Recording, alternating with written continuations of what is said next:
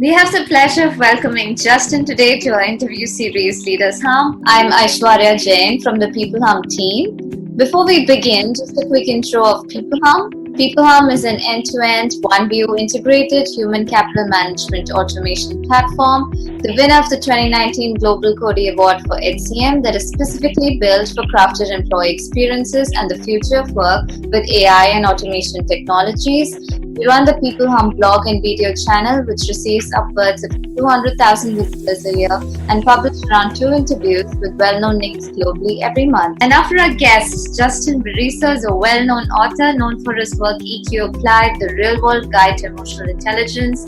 He uses the perspective of emotional intelligence to understand the stories, businesses, and the entrepreneurs who pioneered them. A celebrated columnist on Inc.com, he's been featured in world-class publications like Time Magazine, Business Insider, and Forbes. We're delighted to welcome you to our interview series. Welcome, Justin. We're thrilled to have you. Hi, Aishwarya. I'm thrilled to be here. Thanks for inviting. Thank you so much. So the first question I had for you, Justin, was, we would really like to know about your journey. How did you come about to EQ Applied, and what was really your inspiration to write so passionately about, of all the things, emotional intelligence to the world? Sure. So I'll try to make it short. So I started out about, over 20 years ago, working for a nonprofit organization, and it was the headquarters of Jehovah's Witnesses. So I actually worked as a volunteer, helping to make Bibles. I worked in a printery. And, very, very different from a business environment. I had no interest in business whatsoever. Yeah, so I was working there at basically the headquarters of Jehovah's Witnesses, and we're all volunteers. We didn't really get paid. We got just a small stipend every month, but this was a great part of my life. But I learned a lot of principles in dealing with people empathetically, good communication skills. Good motivation skills, because you couldn't motivate with the carrot, right? There was no extra bonus or anything like that. But I learned these principles. So when I finally left there, and I ended up, what happened was my wife and I had children. And so I stumbled across entrepreneurship accidentally, because I said, let me take all these skills that I've learned of good communication and dealing empathetically in the workplace, and let me create a consultancy. And that's what I did. And I would actually help. I moved to Germany because my wife is from Germany, and I would help German executives with their communication skills and dealing, in their management skills. Because what happens here in Germany is the level of English is relatively high, but there's a lot of miscommunications with other English speakers, because Germans tend to speak very directly and very, very bluntly at times. And then also managerially, there's a German phrase, loosely translated, it's something like, if we don't curse you out, then that's all the praise that you need. So the managerial style is not really to give commendation and praise. It's just tell someone when they're doing something wrong, or say nothing at all, And so trying to bring some of these principles of, appreciating people in the workplace and showing that appreciation, and working with them on a very human level, that people here like that very much. And so I started writing about that experience. I got the column with Inc. magazine, and that's really where it took off, and started getting more and more business in the emotional intelligence field. And that led me to write a book on the topic, which thankfully has gone very well. And we've just been expanding the platform since then. Wow, that is wonderful. And, it's great to see somebody working on such an important aspect that we, kind of tend to forget, or tend to just not have in our perspective, right? And I've read your article on, emotional intelligence, what is human emotional intelligence, and it's very beautifully put out. And I say that, I understand it's about social awareness and self-awareness, but, looking at all of our senses getting filled up now with so many things and with so many distractions in the workplace itself, how do you still remain socially aware, and how do you practice being self-aware in workplaces now? Yeah, I mean, it's not necessarily an easy thing to do. We all have blind spots when it comes to ourselves. We all have blind spots when it comes to others. It's actually one of the problems with that I found with traditional tests in emotional intelligence. For example, one big, somewhat scientifically validated test will rate the way that a person interprets pictures of a person's eyes and a person's face. And you have to say, based on these pictures, if you feel the person is angry, or if they're happy, or if they're sad. And no doubt there's some advantage in being able to do that, and there are certain standards or norms, but there's so much that can influence that too. You can have a happy smile, you can have a sad smile, you can have influence through culture or upbringing that makes the way we manifest feelings different, from person to person, and how we show those feelings different. So I think that's kind of, you have to be careful about trying to test emotional intelligence. But what I really encourage is just that people take the time to look back. It's great if we can identify, these blind spots ahead of time, but realistically, it's very hard to do that. But all of us have had instances where we make a big mistake, where we say something or do something that we later regret. We send the angry email, for example, or we misread someone totally. And I think there's a lot of benefit in taking advantage of the times after those situations to now reflect back. What did I do wrong? What could I have done differently? What mistake did I make? And when we take time to really reflect on those mistakes, that's when we start to improve. When we start to improve in being able to be aware of our own selves and where our blind spots are, and then also in how we read and react to others as well. Right. So it's more of introspection and retrospection, and then breaking it down in slices. So slice and dice, kind of applying it to what's good, what we did good, and then what we could do better. Right. It's sort of like that. Exactly. And just taking the time. It's something that people don't. We don't do so well anymore. I mean, it's always been hard to do, to block out some time and to do some introspection, to do some reflection. But you talk about today, when we're used to constantly looking at our devices or constantly being on our computer. I just read an update on LinkedIn today, actually. And it was a friend and a colleague, and she said, there was a time when we turned the computer on when we had a specific task to do, and then we turned it off. And that was a long time ago, so just recognizing that and buying out those moments for the reflection, that's the first step, I think. Absolutely. I think getting that me time is very important. And do you think waking up early in the morning really helps with that, with just kind of taking out time for yourself early in the morning and reflecting? Does that help? I mean, for me, it does. For everyone, it's kind of different, right? You have the night owls, you have the morning people. I was traditionally always a night owl, but then when I had children, I found I couldn't be a night owl so much anymore, because the problem is you finally get that peace and quiet once everyone goes to bed, but you're just so dead that you don't have the mental capacity anymore to do deep thinking. So I try to also wake up early, because then you have these quiet moments, but also your mind is very fresh, after a good night's sleep, which we have we just had our third child. She's about a year old, so a good night's sleep are few and far between right now. But that definitely, for me, that's the time. Early in the morning, peace and quiet, and taking time to reflect and to jot some things down, to journal, and to really meditate on certain things. And that's really helped me a lot through the years. Mm-hmm.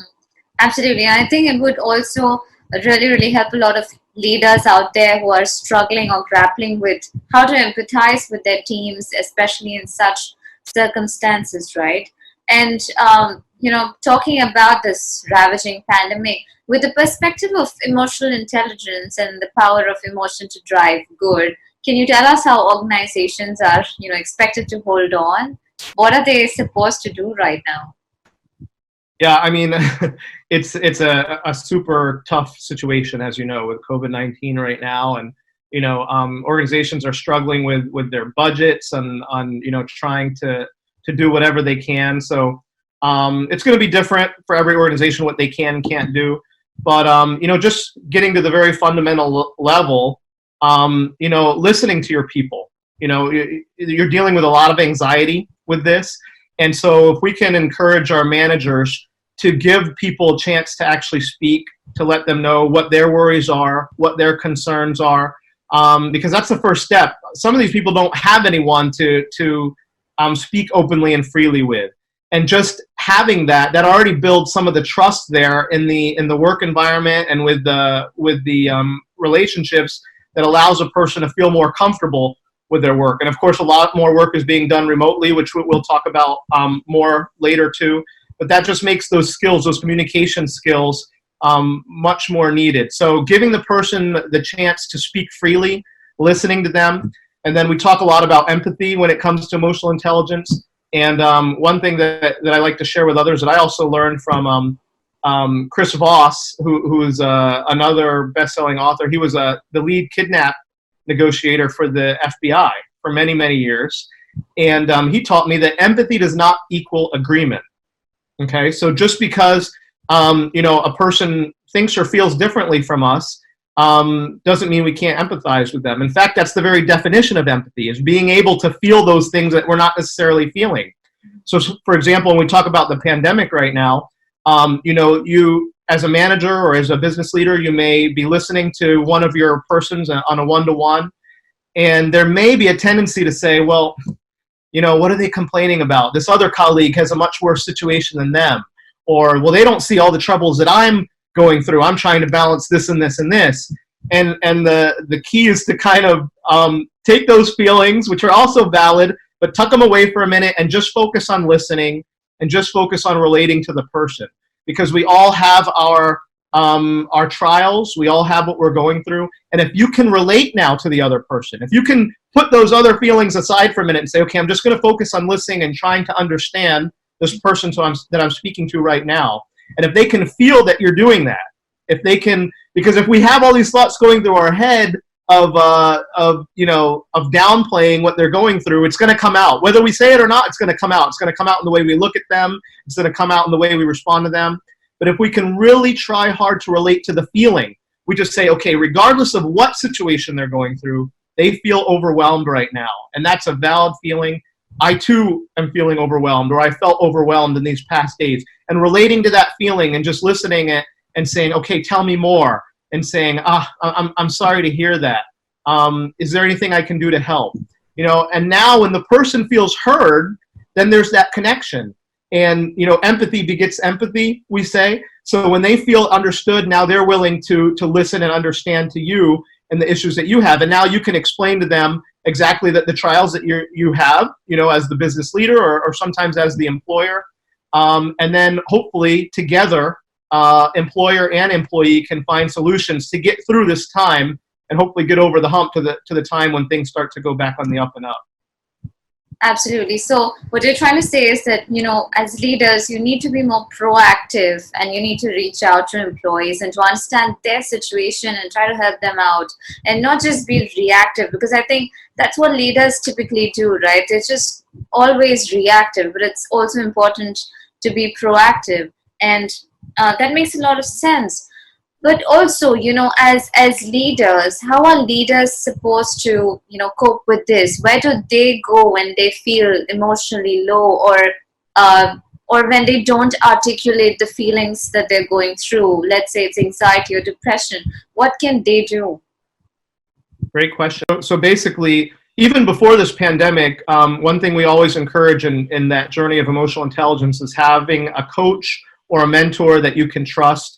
So sometimes that means a colleague right there in the office, someone that trained you, or someone that you feel comfortable, going to with your own anxieties, your own problems. It may mean someone that you've worked with in the past that you're still in contact with. Other times it's a family member. For me, my wife is probably my most trusted confidant, and many times going to her with a conversation. We joke that she doesn't have to say much sometimes, because sometimes it's just me talking out loud and getting these things out there, these things that we wouldn't necessarily confide in others. But when we have that trusted confidant, as we say things out loud, we kind of work these problems out for ourselves too. And then when we reach the point where we really don't know what to do, then getting that trusted feedback from someone that we trust, someone that we know, we can share we can be really authentic with. We can share our deepest fears that we wouldn't necessarily share with everyone. But now they can give us the feedback we need that can help us, get through to that next day. Because oftentimes it's just getting to the next day, right? Everything really looks dark and bleak on one day. But once we have that type of conversation, we get these things out, we get some feedback, and then the next day something sparks. And many times we can find, if not the solution, the stepping stone to the solution. Absolutely. I think that will definitely help a lot of people cope with what they're going through. And, in terms of the gig economy, if you believe in the gig economy, how is it, Certainly. going to evolve, especially when you consider the growing ranks of millennials in our workforce? Yeah, so there's a lot of unknowns with the gig economy. I mean, I'm personally a product of the gig economy. When I started my consultancy originally was just me. It was a freelance consultant working for a larger company, and then eventually I was able to build that out and start my own practice. But I know exactly what it's like to go from being an employee of a small to medium or even large organization, because I've actually worked for all three, to having more control over my work, my workflow, my work environment, what I'm actually working on, my projects. And, I'm the type of person, actually, I never would have seen myself as working for myself. But once I got that taste, I knew I probably would never go back, because, like you said, in the world we live in now, where there's just so much blur between work-life balance, I think the more control you can have, the better. Also, it's a world of constant connectivity and online, and unfortunately, there's a lot of organizations that haven't gotten it yet and don't trust their employees, and so they're expecting their employees to cater to every whim, to always be available, which is just not realistic. So I think we're going to see growth in the gig economy. Now, there's a lot of unknowns with that. Governments are still trying to figure out how to regulate it. But just seeing the way technology, government, and also the economy itself has developed, I think we can only expect to see more of it. Mm-hmm. And talking about, technology, what do you think? What kind of a role does technology play in all of this? And can it enhance emotional intelligence in any way? Enhance, yeah. Well, that's something that my company is really working on right now. We're trying to see how we can leverage the technology of mobile apps, also artificial intelligence, which is still pretty nascent. I mean, when we talk about, it's been around for decades, you could say, but when you talk about its growth, it's really started to grow exponentially in these last few years. So seeing how we can use that to provide some type of training and coaching at scale, which a lot of organizations are looking for. So that's something we're hoping to develop here in the next couple of years. But beyond, or something that we see right now, is the communication tools. So I wouldn't say it's necessarily helping to grow emotional intelligence, but they can be used in an emotionally intelligent way. So, for example, Google conducted some big research over a couple of years on how to manage remote teams, and they found that a lot of the core principles were the same, but now it was just applying them to the remote environment. So using these tools to have that communication, not just, there's that balance between micromanaging your team and just letting them go completely. They still want your feedback. They still need those check-ins. So, using these tools, and in the past, if you were, working far apart from your colleagues, then you couldn't really see them. It was only over the phone. But now with conference tools like this, I mean, we're talking in 2 different countries right now. We're able to see each other's expressions. We're able to read the body language. And so using tools like this and technology like this can help us to still manage and work in an emotionally intelligent way. Absolutely. I think if we leverage technology in the right way, we can, really communicate well. And especially, I think technology works really better for the people who are kind of closed and cannot talk very openly. They're not social beings as such. So they could develop some kind of emotional connections over technology. And that's something that can help them in this isolated period of time as well. So absolutely, I think That makes a lot of sense. So, in your article, you've kind of given some questions that you can ask yourself. How do you become emotionally intelligent? Can you kind of, list that down? What is it that really drives you to become a better and a more emotionally intelligent person? Well, there's just so many benefits, from improving the way you work, so to improving the way you work with others. So I'll give some personal experience because that's what I know best. So, I used to be very reactive and not really identifying where my problem areas were. For example, I tell a story in the book where I'm in the park with I had two children at the time, and I'm looking after them, but I'm trying to respond to a work email at the same time. And what happens? The next thing you know, I get frustrated with them. I get upset. I lose my temper. They're crying. I feel horrible. But what is this a result of? Is it that I'm just a bad father? No. Is it that they're being bad kids? No. Is it that my job is or my work is not important? No, it's none of those things. It's the underlying problem was that I'm one of the worst multitaskers in the world. I couldn't do all those things at one time. But like we said, having one of those breakdowns and then going back and saying, I don't want to react this way. What can I change? What can I do differently? And again, having some of that introspection, reflection. And so I realized that I couldn't multitask. And so I had to change things and say, okay, if I'm looking after my kids, I don't check my email at all. I wait until later to do that. Or if for some reason something's important, something's pending, then I buy out 5 minutes. I say, hey kids, daddy needs 5 minutes. I make sure my wife is taking care of them or whatever it is. And then I switch my attention to go ahead and take care of that work task. So that was just a fundamental learning of mine, but then it influenced so much more. It influenced also when I'm sitting at the desk, making sure now that I need to shut off all the notifications on my phone also, because if that rings, then it's taking my attention away from the flow, from the task that I'm trying to do.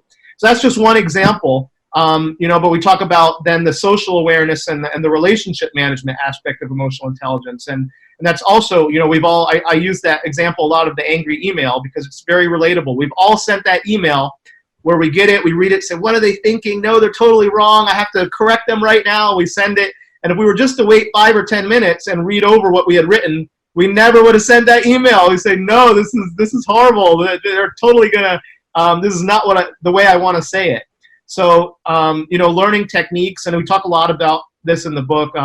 Something we call the pause, which is very simple. It's just pausing for a few minutes, sometimes even just a few seconds before we say or do something, before we send that email. Going for a short walk, getting a drink of water, and that allows us to get our emotions in balance. So emotions aren't bad. We're not saying that we want to completely control our emotions or that we want to be robots. That's not what we want. It's not possible.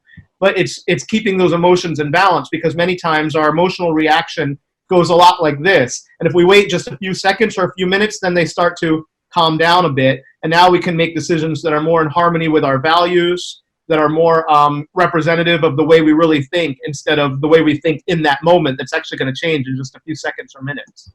Mm-hmm. Absolutely. So it's actually coming to terms with your temperament at that point of time, and just taking a pause and kind of reflecting on what you can do to make it better, right? But you know what happens is, like, when you want to convey emotions to somebody else, especially when you're typing or when you're texting, it might come across as very, very different than you actually want to convey. So, like, what do you do with that? How do you kind of solve that?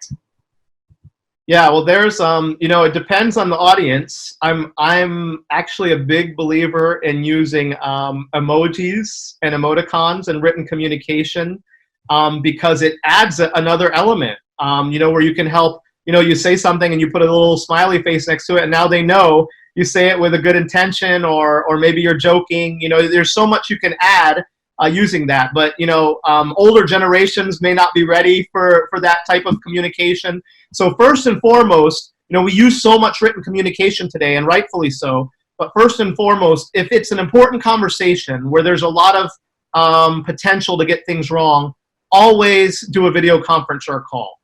You have to do that, because I've seen so many times, the whole, one of the major advantages of written communication is the convenience of it, and that it saves time, right? That we can write it at our own convenience, that they can respond to their own convenience. But now when you have to write 2, 3, 4 times as much to actually communicate your point, or if there's a big miscommunication that now causes problems where a 5-minute phone call would have solved it to beginning, or to begin with, then you can see how sometimes just forcing ourselves to pick up the phone or to do the Zoom or Skype call can actually save us a lot of time in the long run. But when it's normal, everyday communication, still a lot of chance for things to get misread. And that's why, like I said, I encourage use of emojis to help clarify the message. But if your audience, if that doesn't work with your audience, then just checking back in. So, again, it depends on who you're speaking with, but you might ask them to relate back to you what you've said to see if they've understood clearly. Or you might state it in different words, repeat it in different words to make sure, the message is coming across clearly, and just having more communication. So checking back in just to make sure there is no miscommunication when there's potential for that. Oh, all right. I think that would really help a lot of people, because the misunderstanding between the baby boomers generation and then the millennial generation, that's just kind of, just because of one emoji that you don't use, it might just create a lot of misunderstanding. And also, Justin, do you believe that emotional intelligence is more important than, IQ? Is that something that you've seen like change over the years, or do you yourself believe in that? Yeah, so a lot of EQ practitioners and consultants, they try to make that claim that EQ is more important than IQ. I don't believe that. And actually, one of the founding fathers, we might say, of emotional intelligence, Daniel Goleman, who, his book really kind of kicked off the movement, he doesn't believe that either. IQ is where you get your foot in the door. This is where you get many times the position that you're looking for. Where EQ comes in is when you have a lot of high IQ people, or you have a lot of people that have the position already. What the research shows is the ones with higher emotional intelligence are the ones going to excel at that job. Those are the ones that are going to be able to manage people, because people management is about understanding emotions and how those play into how other people work, how you work with them. So I wouldn't say that EQ is more important than IQ. I also have written extensively about the dangers of emotional intelligence. We define emotional intelligence as being able to identify, understand, and manage emotions. And there are people that use these in a somewhat of a Machiavellian, a dark side, so to speak, to emotional intelligence. They can use it to manipulate other people. And that's another reason why we encourage people to build their emotional intelligence, to know when others are actually trying to take advantage of them or manipulate them. So, along with IQ, EQ comes also a high standard of ethics and morality. And I think with all these things coming together, that's where you really have the employees that most organizations want, the ones that have the high IQ or the relatively high IQ, or at least the high IQ in their field of expertise, in their they have high intelligence in what they're doing the job for, and then EQ is only going to help that if it's done in an ethically sound way. Mm-hmm. Right, and it also makes up the higher levels of the Maslow's hierarchy. So once you've conquered the first few levels, now it's about self-actualization and self-esteem. So yeah, that makes a lot of sense. And in terms of employee experience, right? What are your ideas on emotional intelligence being, changing the way we look at employee experience as a whole? Well, I like to start even before an employee gets hired. So I came across a tweet last year, I believe, from a company. It's actually a job applicant with a company called DigitalOcean. And she actually didn't get the job, but she was praising this company for the rejection email that she got, because it told her exactly why she wasn't being hired. They appreciated her experience in, area X and Y, but they were looking for something specifically with Z. And she was praising them because she said so often you go through this experience where you have no idea why you didn't get the job, and you're treated like just a number or a name instead of a real person. And she was praising this company, Digital Ocean, for the way they had handled even rejecting her for this job. And so I wrote an article all about that, how you can improve even your recruitment process, and how good that was for them to spell out things that she might be interested in learning if she's interested in a similar position in the future, that kind of thing. So that's the start of it. But then now within the company, it comes back to empathy plays a really large role, because we're talking about being able to understand others and put yourself in their place. Because as we mentioned earlier, when you build that trust with others, really trust is a simple way of saying there's a lot of research out there about psychological safety, which a lot of your listeners probably have heard of. And psychological safety is defined as being able to take risks, being able to speak your mind, being able to be yourself in the work environment. But really all that's talking about is trust, right? If we have trust in our work environment, then it's okay to make a mistake. You don't have to fear that you're going to be ridiculed or possibly lose your job because you've made a mistake, as long as there's the culture of learning from those mistakes. And we've all made those mistakes, and we all know if we make a big mistake and if there's a culture of learning in place, then we're not going to make that same mistake again. And in fact, other employees will also benefit from your mistake. So that's one place where you can see psychological safety or trust can really help build a great culture at work. And then also, so you talk about being able to make mistakes, also being able to take risks, okay? Being able to suggest a different way of doing things. There's some company cultures, many of your listeners may familiarize them or may be familiar with that, where that's just not accepted. We just do things this way because they've always been done that way. And that's not a very trusting relationship. But if you have that atmosphere of trust where someone can say, well, how about we try this? It's not that every single idea is going to be taken or is going to be, followed through on. But if at least those ideas are considered, then it gives opportunity for more innovation and for finding a better way of doing things. Right. I think innovation is driven when you come out of the comfort zone and you can really trust the other person. Even if you're making a mistake, you have to trust that, all right, I can still get up and I can move ahead. So yeah, I think that makes a lot of sense. And we're short on time. So just the last question, any other important sound bites that you would like to leave our viewers with? Sure. Well, we have the long definition of emotional intelligence, where it talks about identifying and understanding and managing emotions, and that's all worth understanding and getting the deeper meaning of. But I like the simple definition, which I try to use whenever I speak to others about this topic. Emotional intelligence is making emotions work for you instead of against you, because we all have, like we said, we're all emotional creatures. That's what makes us human. And emotions are not bad.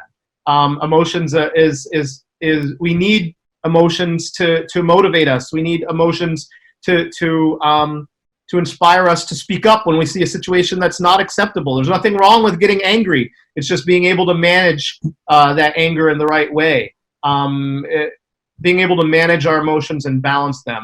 And so there's a lot of sound bites we could talk about. What I try to do for those who are interested in learning more, there's the book EQ Applied available, but I also write a weekly column, and I try to really boil things down into very bite-sized pieces. So even if you just read an article, you can take away one thing of 1 to 3 steps that you can actually put into practice today to start increasing your own emotional intelligence. Absolutely. I think all our readers and all our listeners would really like to read that. And thank you so much, Justin, for your time today. It was really a pleasure talking to you, and I hope to really, have many more conversations like this with you. It would really be interesting. No, thank you, Ashwari. It was my pleasure. Thanks for having me. Thank you. Take care. Bye-bye.